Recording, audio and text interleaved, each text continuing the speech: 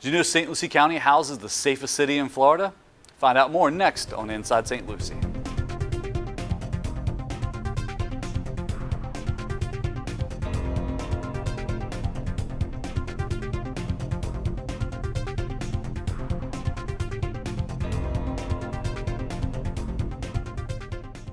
Welcome to this edition of Inside St. Lucie, SLC TV's monthly government affairs show. I'm your host, Eric Gill, Communications Director for St. Lucie County. And on today's show, we're going to be talking about the city of Port St. Lucie with Assistant Chief of Police Richard Del Toro and St. Lucie County Commissioner Kathy Townsend. But before we meet our guests, here's some upcoming events from the Board of County Commissioners. There is more than $9.9 million in financial assistance available to St. Lucie County residents through two programs to help renters and owner-occupied households who have been negatively financially impacted by COVID-19. For more information about these programs, including qualifications and to apply, visit recoverstlucie.org. Summer camps return to the Oxbow Eco Center with 3 different camps to choose from for ages 6 through 12 through the month of June. Camps will be held weekdays 8:30 a.m. to 5 p.m. with a cost of $180 per session. Register online at oxboweco.com and click on the Youth Programs tab. We're going to take a quick break. Before we do, we're going to check in with the latest economic developments here in St. Lucie County with another St. Lucie Works.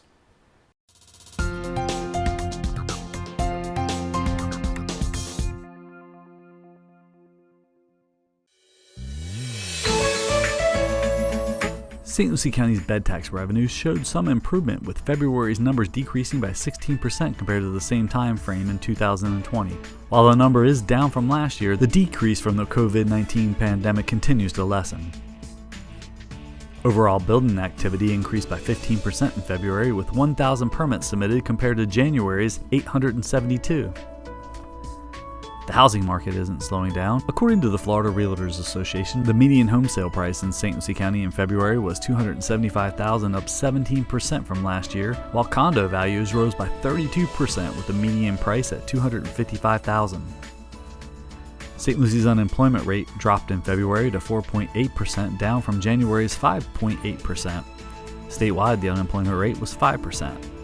The largest increase in the labor force on the Treasure Coast was in constructions and trades, with 200 new jobs. The largest decreases were in leisure and hospitality, transportation and utilities, and education and health services. If you work for a local business looking for skilled or trained labor, be sure to contact the staff at Career Source, as they can assist your company with its recruitment and training needs. And if you're an individual looking for a job, they can help you as well.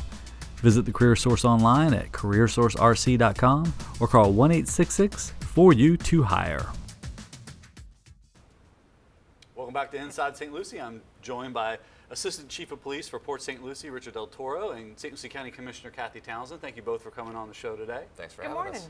So we're kind of getting into the summer mode here, and it's interesting because I was listening to a program the other day, and they talked about the last pandemic this country had, the Spanish flu, was right at the end of the in the roaring, kind of went into the roaring 20s, and we may be going in to another roaring 20s this summer as more people get vaccinated and things open up, and everybody's got that pent up travel demand and wants to get back out and do stuff. So there's a lot going on this summer. It's going to be interesting, and it is. As you know, the county has just released the mask mandate, no longer in effect unless you choose to have it privately in your business. And our building will go away, I believe, on May 7th. And so I kind of wanted to touch today on, because we're going to get opened up, school's ending, some of the things that's going to happen in the county. And so I've invited our assistant chief here today because, as you know, Port St. Lucie is the safest city in the state of Florida, because y'all have done a great job. And the 7th largest city? 7th largest city right now, correct. Yeah, so I kind of want him to talk about that for a little bit. But there's a lot of exciting things coming up, and I know that everybody's ready to go back to whatever the new normal is going to be. So, Representative Dana Trabolsi has the Treasure Coast Business Summit. That's at the Mid-Florida Center in Port St. Lucie. That's May 13th, and that gets bigger and bigger every year. So that's going to come up, and there's also, the city is going to, they still have their River Nights that's down there on Westmoreland, and that gets bigger and bigger. I mean, to think about where that started, and then they relocated it to that area. When they relocated it, now there's over 1,000 people in attendance, so I'm sure that's a big thing for you to We're have there to. all the time. Yeah, but you know it's exciting. Have you been down there to see the boardwalk? I've walked it, not during the river nights when they've had bands. I wanted to go see the Beach Boys tribute band they had the other day, but Yeah, we had a so conflict. I'm excited about what they're going to do when they get the boutiques in and the restaurants in. That's nice. gonna It be a really is. And the destination. botanical gardens, there's always something going on Beautiful. there. And of course, the rock star Linda, you know, she's got the We Love Lucy concert series coming up. Some good things, you know. I think it's Little River Band, Fog Hat. There's 4 or 5 concerts planned this fall for that too. So you can always check out their website at We Love Lucy. And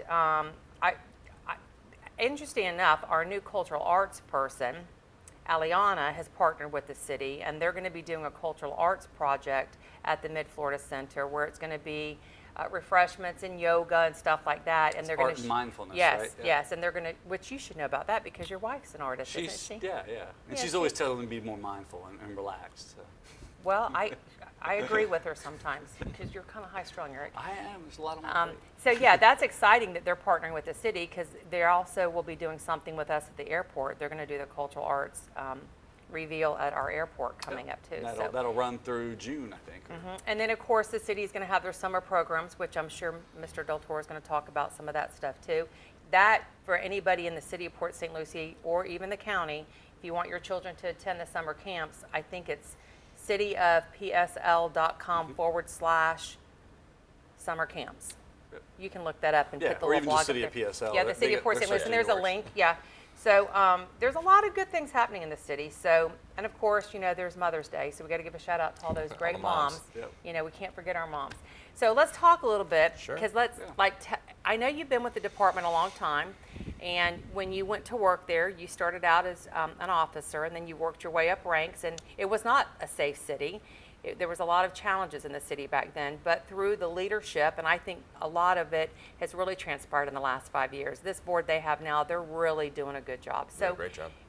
talk a little bit about what you think changed and moving forward with the city, with the things that they're going to do, with the growth coming, what you see for the future of Port St. Lucie also. Well, for the future of Port St. Lucie, I see great things. I mean, we're a city right now, as we talked about, 7th largest city, over 200,000 residents. It's a planned build out of about 350,000. So there's still a lot of growth going on. And a lot of that's not only on the original lots that were here, but on the annexations we've done west of town, Southern Grove, out in Tradition. I mean, Tradition's probably going to be about 100,000 residents when it's all said and done, built out. I mean, it's a city within a city, basically. But a lot's changed since I've been here. I've been here now 23 years. Started my career in Port St. Lucie, so I only know really the Port St. Lucie way of doing business. But when I started, it was more of a bedroom retirement type of community. There wasn't really a lot going on. It was always a safe community. You know, we don't have any areas in Port St. Lucie that are generational poverty or things like that. I mean, there's really not a street that you could walk down in Port St. Lucie even today, 23 years later, that you wouldn't feel safe walking down. Now, we still have crime. Being the safest city doesn't mean we don't have crime, but statistically, we're the safest city in Florida with a population over 100,000 residents, and we've had that for the last 9 straight years. So those are our Super Bowl rings. We're very, very proud of that. It is something to be proud of. It is, Especially to know where it was. I sold real estate back in the 80s and late 70s when it was dirt roads and GDC houses, and it was a lot different back then. It was a lot different. To see the growth and the prosperity that's happened, and to know that the residents feel safe, and it's totally different than some of the other areas in the county. I mean, I think as a county, we are very well grounded and rounded overall. You know, there, as you said, there is crime. There's crime everywhere. Sure. It's just like North Hutchinson Island. It's a very quiet, sleepy neighborhood, but there's still simple things that happen over there too. Absolutely. So, yeah, there's crime. There's There crime. will always be crime, but I do feel that it is I think it's a safe county overall, really. I It think is. our sheriff's department does a great job. They do a tremendous job. Yep, they Yeah, do. absolutely. And the biggest thing I've seen changed over the years, obviously we've gone from more of an elderly population to much more younger population. As people have come up, we've become much more diverse now. So, you know, the challenge for us is going to be to keep up with the growth. And I think we're doing that now. I mean, the city is actually executing a very big strategic plan. And it's not something that we just talk about every 5 years. It's something that we execute on a monthly basis. And growth and making sure the city's safe and beautiful is one of the top priorities for our city council. So We're just happy to have their support so we can do our jobs the right way. But keeping up with the growth is probably going to be the #1 challenge for the police department moving forward. Do you, I know that the mask and the COVID thing over the last year and a half has kind of slowed some of the activities down in the city, but now slowly as things start to open, have you seen any issues with things coming back to what normal's going to be? Has there? Really for us, nothing changed in the police department because we had to still be on the front lines. So we were, still coming, we weren't working remotely, still coming to work each and every day. Now we did have to make some changes on the fly with the mask mandates, different Right. things like that, socially distancing, just working smarter, and we had to make some changes on the fly. But I think everybody, you're starting to see things open back up, the restaurants, and I think everyone did what they had to do here within our community to try to get this under control. And now with the vaccine rollouts and things, there's a lot more positive news coming out about this, and I think we can kind of see the light at the end of the tunnel. I agree. But I think we're headed in the right direction. It's been a tough year, for our residents, for our officers. I spent 2 weeks recently in quarantine because my wife had COVID, and she doesn't mind me sharing that, so it's all right. You're not violating HIPAA. Not violating HIPAA, but I'm a people person, so I thrive around being around people, and being home for 2 straight weeks was very difficult. So I can imagine what a lot of people out there have probably gone through. And I guess until you walk in someone else's shoes, you really don't understand. But I just can't thank our community enough for helping us get through this in a safe way. I mean, we just have such a great relationship with our community. And I just think, great things are ahead for the city moving forward as we come out of this in the summer. And like we talked about, there's a lot of great things There is. coming up. Like so. even, I know recently I just attended the Baseball Hall of Fame reveal that is at the Mid-Florida Center right now, Right.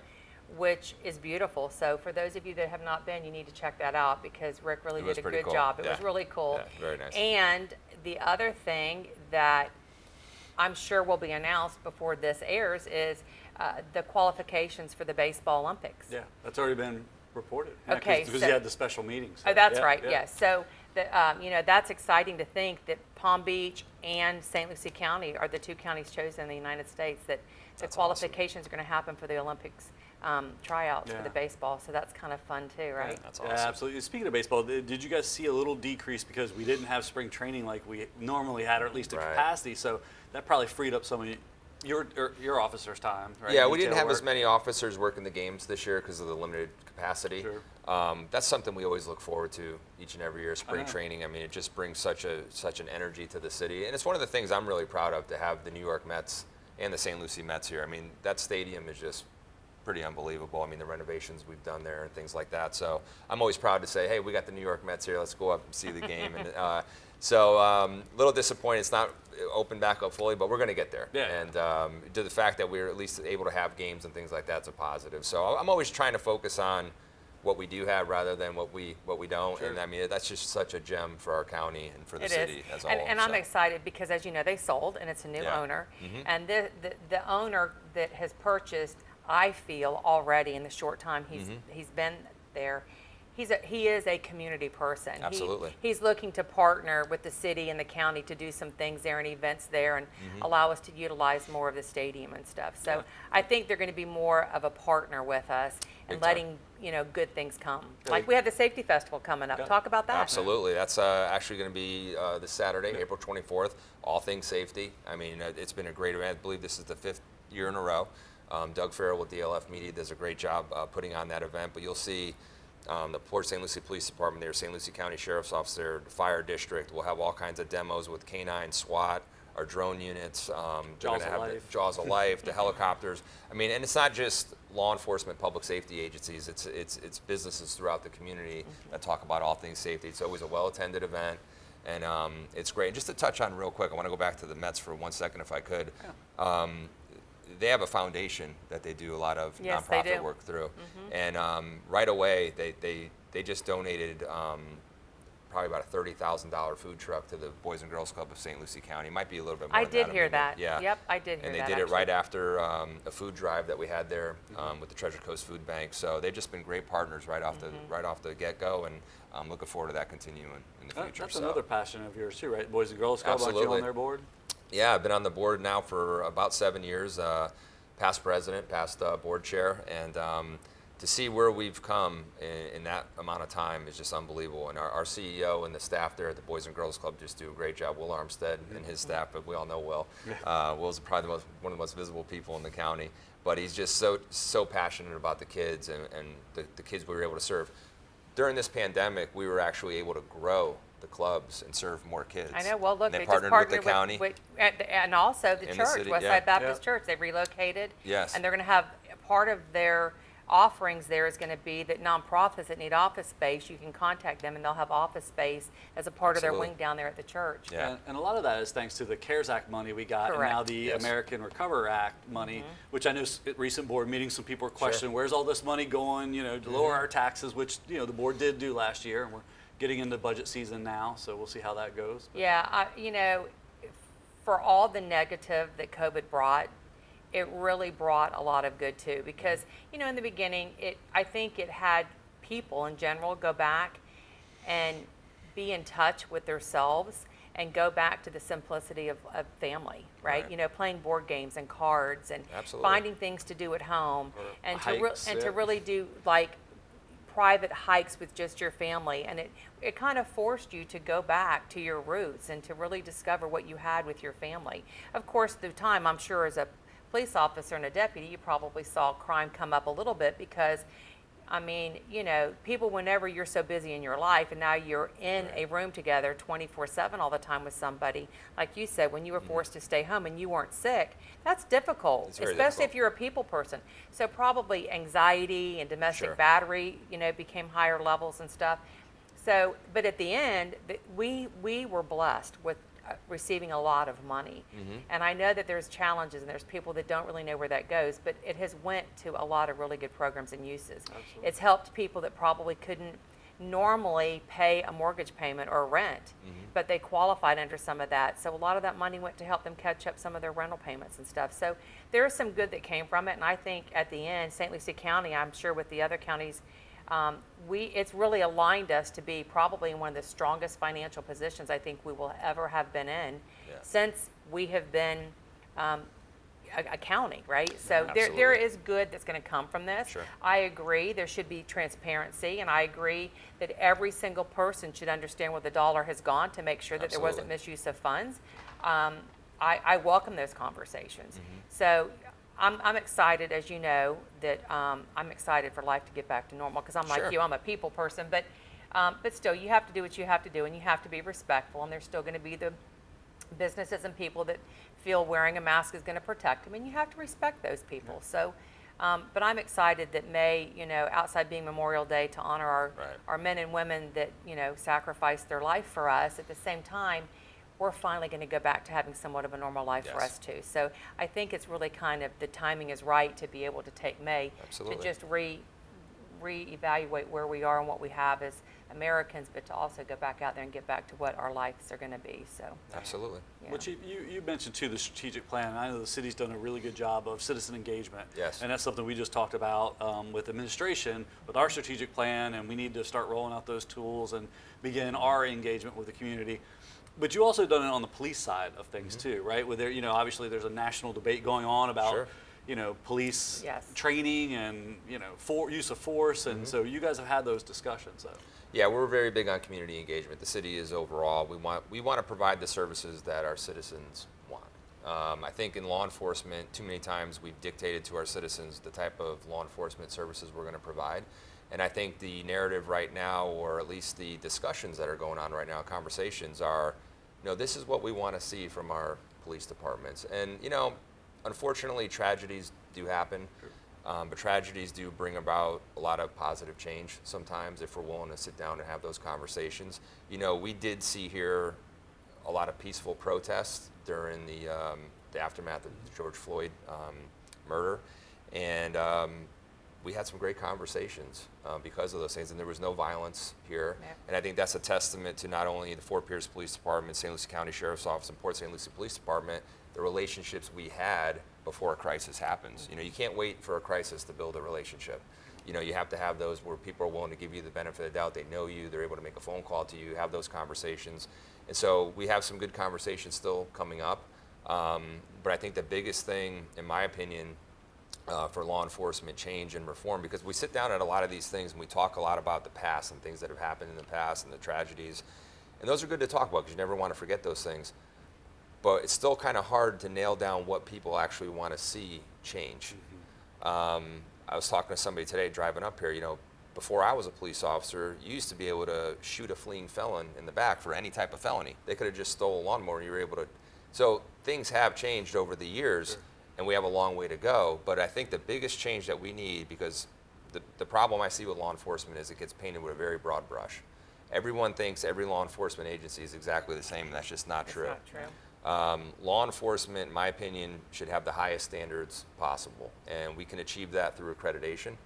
Out of 18,000 law enforcement agencies throughout the country, only about 800 are actually nationally accredited, which means they subscribe to 400 of the highest policies and procedures. Port St. Lucie is one of those accredited agencies, which I'm very proud of. We have been for over 30 years. And it's mind-boggling to me that more agencies don't strive to become accredited. That should be a standard, in my opinion. It's just like, when you drive a car, you got to get certified to drive that car and pass a test. It should be no different in law enforcement because we don't get the training that people might think. We only get about 800 hours of basic training in a law enforcement academy. If you can go to a progressive agency that has a field training program, you might get another 16 weeks of training. But think about that. In less than 1 year, I'm out on my own, pretty much unsupervised and making life or death decisions. Mm-hmm. As a hairdresser, you can't even cut somebody's hair without a year's worth of training. And a state license. Right. So put that in perspective. Sure. Those are the changes that I think we need to see. That's only going to come, though, with more funding, more training. Do I think law enforcement has gotten into some arenas that we shouldn't be? Absolutely. The mental health crisis, quite honestly, has been pushed onto us. Think about Jail's our biggest mental health provider, right? We always It hear is. that at the budget review. Yeah, Absolutely. our health. I mean, that's Absolutely. where a lot of our budget goes is the medical out there. Yeah, and if you think about something back in the 60s, there were 600,000 beds available, long-term beds for people with mental health issues for a population of 150 million in this country. Today we're over 300 million and there's only 60,000 long-term beds. You weren't even born in the 60s. I What are you wasn't, but I talking can about? talk about it though because I read about it in books. But my point is though, to your point, we've criminalized mental health because our largest providers are county jails and state prisons. And that's not really where people need to be receiving that type of treatment. So, there's a lot of challenges ahead. But I'm really big on, this challenge this past year. I think we found out a lot about ourselves as a community. I think we're going to find out a lot about ourselves as a country moving forward. So they're great conversations to have, and I'm really looking forward to being a part of those conversations and having an impact on the future of not only this county, but just in law enforcement in general. So. And I know, like we just talked about the medical out at the jail, the beds have gotten more, but the medical wing out there hasn't grown. So that's something that I'm looking forward to having conversation out there with Sheriff Mascara, because we need to probably rebuild a medical wing out there and add more beds and update the medical, because if we do that to where they can treat more things in-house, Sure. it cuts down the taxes and makes the medical expenses go down lower. So, and again, I've always said mental health. If you can help fix mental health and you can get people into counseling and on Sure. proper medications, then you're going to have less people going out there committing crimes. So mental health is really the beginning Sure. of everything, and that's where we have to really begin. So I was glad to see that this board actually implemented more money in with New Horizons to go towards some mental health in this coming budget year. So I think we're off to a good start. That's a great I'm start. excited where we're going to be. I'm excited. I know that this county, we're aligned. The stars, they're there. We're headed in the right direction with the boards that we have. Absolutely. With the cities and everything. I really think we're headed for better times, more so than a lot of the other counties in Florida, because we are a sprawling community. We are not based on just one tourism thing. Right. Like some of the other counties, we have multiple things here. And so I'm excited for where it's taken us. Yeah. So thanks for joining me No, today. thank you. I really Appreciate appreciate it. you coming. I'm always proud. I get of- excited now more, talking about all the good things going on. It's good. Yeah. So. And Eric, you always do a good job. And I just want to say to everybody, don't forget our heroes. Remember to go out there and shake a hand and recognize somebody for the Memorial Day. So thanks for Absolutely. having me. Yeah. Always No, a lot of fun. Thanks you both for Thank coming you. on, taking the time. I Appreciate know it. you're both busy. So. Thank you so much. Thank you. Don't go anywhere. We're going to take a quick break and we'll come back and wrap up the show. We hope you've enjoyed this edition of Inside St. Lucie. We hope you'll tune in again next month. If you have topics or subjects you'd like to see covered here on the program related to St. Lucie County, give us a call at 772-462-1791 or send us an email at pio@stlucieco.org. And if you'd like to see previously aired episodes of this or other SLC TV programs, visit our YouTube channel at youtube.com/stluciegov. We also hope you'll follow us on Instagram, Facebook, and Twitter at St. Lucie Gov. From myself and the staff, I'm Eric Gill. Thanks for watching.